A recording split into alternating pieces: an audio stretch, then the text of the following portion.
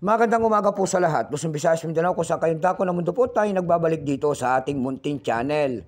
Dito sa aking YouTube channel. Ayan, Samuel Soriano TV29 para mag-discuss ulit ng another coins. At ito po ay ating hilig, mangulikta ng barya. Kaya ho tayo nandito nagsiseling ng kanilang mga halaga. Ayan, tunay po na presyo po. Ayan. At isa ho tayong kolektor. Ayan. Magandang umaga po sa lahat ng aking mga subscriber. Kung sa kayong dako ng mundo po, keep safe po sa lahat and God bless. Maraming salamat po sa lahat ng aking mga subscriber dyan. Thank you so much. Maraming salamat din po sa nanonood doon sa aking FB page, Samuel Soriano TV. Samuel Soriano po, ayan.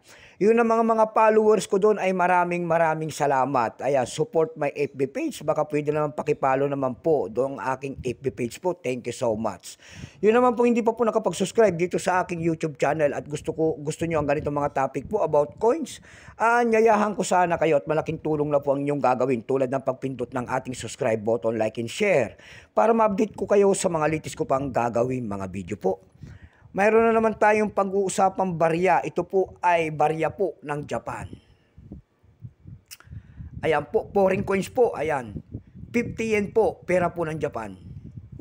Bago tayo magsimula sa ating talakayan, ayan, kilalanin muna natin siya bago natin malaman ang kanyang presyo. Issue po, Japan. Period Showa po, 1926 hanggang 1989. Value nito, type nito standard circulation coins. Years, 42-63. Ayan, Japanese calendar. Dito sa atin po, ito po ay 1967 hanggang 1988. Value nito 50 yen, Japan. Currency yen, 1871 up to date po. Composition niyan ay copper nickel. May bigat lamang 4 grams. Ayan po, kung sino po may mga ganito mga barya dyan, ayan.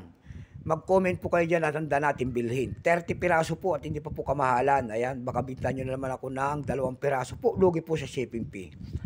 Haba po niyan ay 21 mm. May kapal po naman itong 1.7 mm. Hugis po, ayan. Round with a round hole. Orientation niya, middle alignment. Number N-1026. Reference number Y-81. Ito pong year 1974, ito po ay 26%. Kung ilang piraso naman ginawa sa barya na ito ng Japan, ito po ay 470 million. May price na po ito doon sa ating numista.com, ayan. Yung kanyang fine ay 19, very fine 24, extra fine 32 pesos. Ang circulated nito ay nagkakahalaga na po ng 57 pesos. Dako tayo sa kanyang presyo, ayan. Doon sa ating eb.com, nakakita ko tayo nagbebenta doon ng $7.35. Nasundan po yan ng 363 pesos. And then yung pinakamalit po ay 332 pesos. Bago tayo sa Carousel PH. Sa Carousel PH naman po, nakikita tayo nagbebenta doon ng 175 pesos. Nasundan po yan ng 80 pesos. And then yung pinakamababa po ay 60 pesos.